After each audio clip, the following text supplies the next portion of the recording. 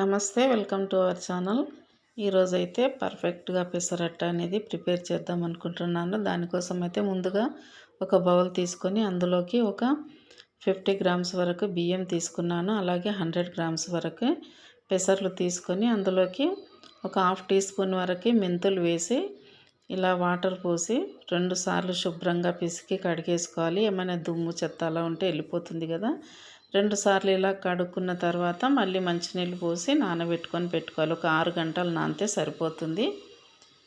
బియ్యం అయితే ఇవి పెసర్లు బియ్యం 6 గంటలు నానాయి కదా. ఇప్పుడు దీన్ని మిక్సీ జార్ తీసుకొని అందులోకి వేసుకుందాం. పెసర్లు వేసుకునేంతలోపు నేనైతే ఒక గుప్పెడు కొత్తిమీర తీసుకున్నాను కడిగేసి. అలాగే 4 పచ్చిమిరపకాయలు కట్ చేసి తీసుకున్నాను. అల్లం ఒక ఇంచు ముక్క కడిగి పొట్టు తీసి ఇందులోకి వేసుకోవాలి. ఇవన్నీ వేసుకుంటే చాలా బాగుంటుంది. కొత్తిమీర కూడా ఇందులో గ్రైండ్ చేస్తే టేస్ట్ అనేది చాలా బాగా వస్తుంది. పైన వేసుకుంటే మనం తింటేటప్పుడు చాలామంది అయితే ఇలా తీసేస్తుంటారు కదా. కాబట్టి ఇందులో మిక్సీ వేసుకుంటే టేస్ట్ బాగుంటుంది, హెల్తీకి కూడా మంచిది. ఇవన్నీ వేసుకున్న తర్వాత ఇందులోకి కూడా తగినంత ఉప్పు, టేస్ట్కి తగినంత ఉప్పు వేసుకొని మిక్సీ పట్టేసుకోవాలి. మరీ మిక్సీ పట్టేటప్పుడు మెత్తగా కాకుండా కొంచెం బరకగా ఉండేటట్టు, మరీ ఎక్కువ బరక కూడా కాదు, కొంచెం బరకగా ఉంటే పెసరట్టు అనేది క్రిస్పీగా బాగా వస్తుంది. ఇంకా వీటిని మిక్సీ పట్టేసుకుందాం. మిక్సీ పట్టుకున్న దానికి ఒక బౌల్లోకి వేసుకుందాం. అంటే సరిపడా వాటర్ అనేది వేసుకుందాం. మరీ మందంగా వేసుకుంటేనేమో బ్యాటర్ అనేది ఇలా చిక్కగా ఉంటే సరిపోతుంది. కొంచెం పలసగా వేసుకోవాలి అనుకుంటే కొంచెం వాటర్ ఇందులో యాడ్ చేసుకోవచ్చు. ఇప్పుడైతే స్టవ్ ఆన్ చేసి పెంక పెట్టేసుకుందాం. పెంకకైతే ఇప్పుడు ఉల్లిపాయ రాస్తాను నేను.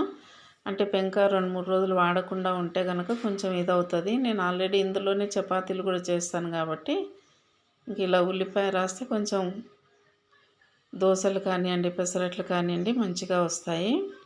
ఇప్పుడు దోశ వేసాం కదా, ఇందులోకి సైడ్లో ఆయిల్ వేసుకుందాం. ఈ పెసరట్లోకి అయితే మీద కొన్ని ఉల్లిపాయలు ఇలా సన్నగా కట్ చేసి వేసుకుంటే ఉల్లి పెసరట్టు అనేది బాగుంటుంది, చాలా టేస్టీగా.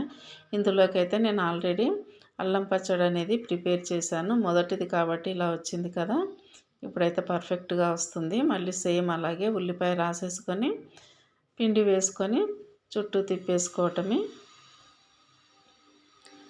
ఈ పెసరట్టు అనేది హెల్త్కి మంచిది, వెయిట్ లాస్కి కూడా మంచిది కదా. అప్పుడప్పుడు ఇలా చేసుకుంటే బాగుంటుంది. మొత్తం పెసర్లే వేసి చేస్తే కనుక అట్టు అనేది పర్ఫెక్ట్గా రాదు. కొంచెం మందంగా వేసుకోవాలి. ఎప్పుడు మందంగా వేసుకుంటే తినడానికి కూడా కొంచెం ఇష్టం అనిపించదు కదా. కాబట్టి బియ్యం అనేది కొంచెం వేస్తే కనుక ఇది క్రిస్పీగా వస్తుంది, తినడానికి టేస్ట్ కూడా చాలా బాగుంటుంది.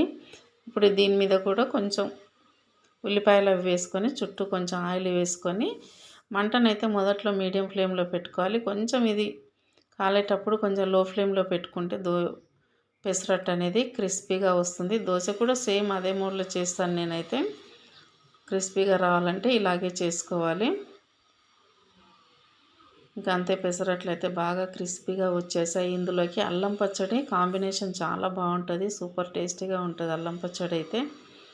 ఇంకా అంతేనండి, నేనైతే ఇక్కడ అల్లం పచ్చడి వేసుకొని పెసరట్టు అయితే తింటున్నాను. చాలా టేస్టీగా అయితే వచ్చింది. నచ్చితే ఒక లైక్ ఇవ్వండి, షేర్ చేయండి, కమెంట్ రాయండి. మన ఛానల్ని అయితే సబ్స్క్రైబ్ చేసుకోండి. నచ్చితే మీరు ఇలా ప్రిపేర్ చేసుకోండి. అందరూ చేస్తారు కానీ అంటే ఒక్కొక్కరు ఒక విధంగా చేస్తారు కదా. నేనైతే ఇందులో కొంచెం బియ్యం వేసి చేస్తాను. క్రిస్పీగా వస్తుంది, టేస్టీగా కూడా చాలా బాగుంటుంది. Thank you.